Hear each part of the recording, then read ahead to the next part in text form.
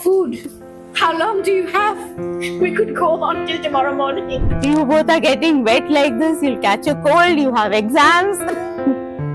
So I was like, okay, this is okay. And we were sitting separately on two different ends of the classroom. But what we did was, when it was that teacher's class, we sat separately. We were like, okay, these two are okay, better off together.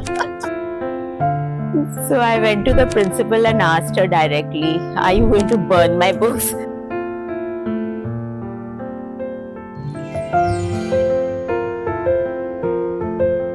Hello audience.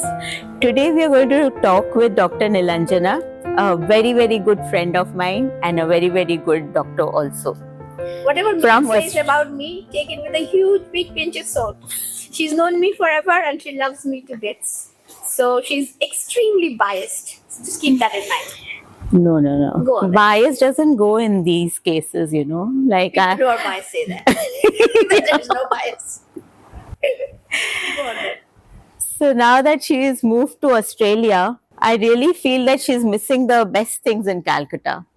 So what is that best thing that you miss? I think in Calcutta, what do I miss? I miss everything actually. I miss my friends, I miss the food, I miss just going out, meeting somebody I've not met for years. I might just meet them when I'm out shopping. Yeah, I miss everything. How about food? So, food. How long do you have? We could go on till tomorrow morning. So we were both very, very passionate about food as children. Every day after coming back from school, we used to go and have puchkas. And we would wait for that free puchka at the end. Yeah.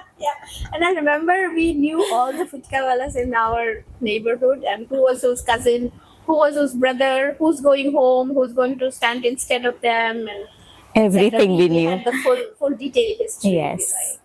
And when Nilanjana would make her puchka extra spicy, and I would also have that, then we would run to the chocolate shop, buy a chocolate, eat half. Yeah, exactly. We did that so often. That was great. And you must be remembering the rains, Nilanjana. Oh, yes.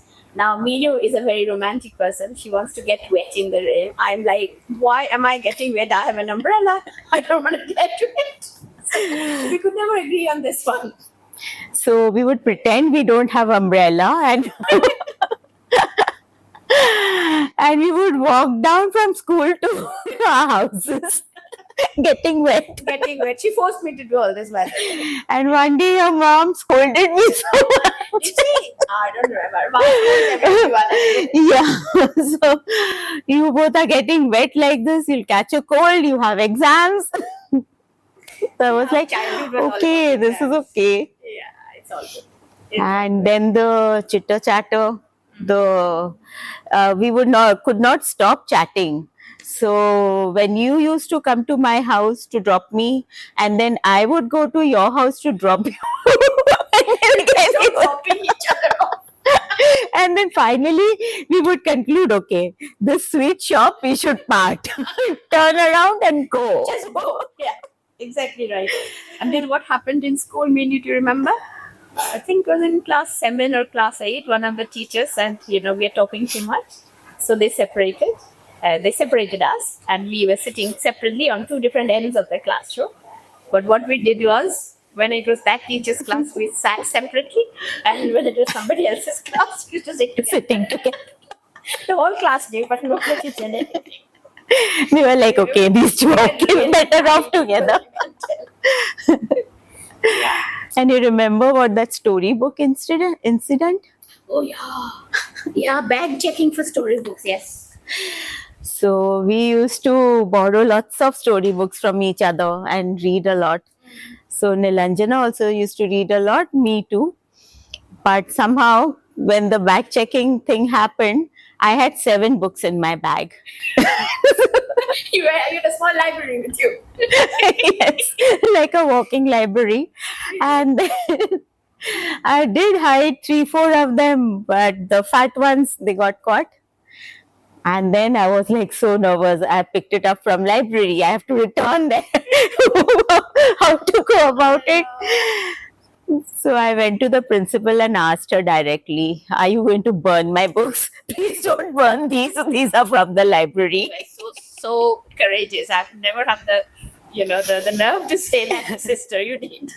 You walked up to her and you said, "Sister, have you burned my book?" I was like, "Oh my god, she's going to fire you now." But she was very patient. She said, "Okay, I'll see." Let me see what books were they. So they're very good books, sister. You must read them. School was lovely. It was really good. School was lovely. We used to complain a lot that our school is like a military school and there are so many regulations, everything is being checked all the time, but really that's done us a lot of good, I think. Yeah, it has. Yeah, it has shaped us really. Yes. And there was one subject we used to complain about in school, that was moral science. We all thought, what are we doing with moral science? This is a silly subject. But today, that is the most important subject. Yeah, that helped. And everybody should have moral science in school. Yeah. So that when they grow up, they should have some kind of a compass. Yes. That I think that improves your virtues Yeah. and Yeah, tells actually instills so much goodness in you. yeah, telling you right. A human perspective. Yeah. Really. I haven't seen other schools do it. Moral science. I'm Many not other sure. schools who do moral science. Yeah. I think we were a bit strange, but it worked for us. It worked Yeah. for us. And how much we used to go early in the morning and play. Dog in the bone, kabaddi, all that. And remember, sister used to have those like birds and fish and pictures, and we used to go around those things. And, Yes, we'd and go up to the enjoy. chapel upstairs. It was really good.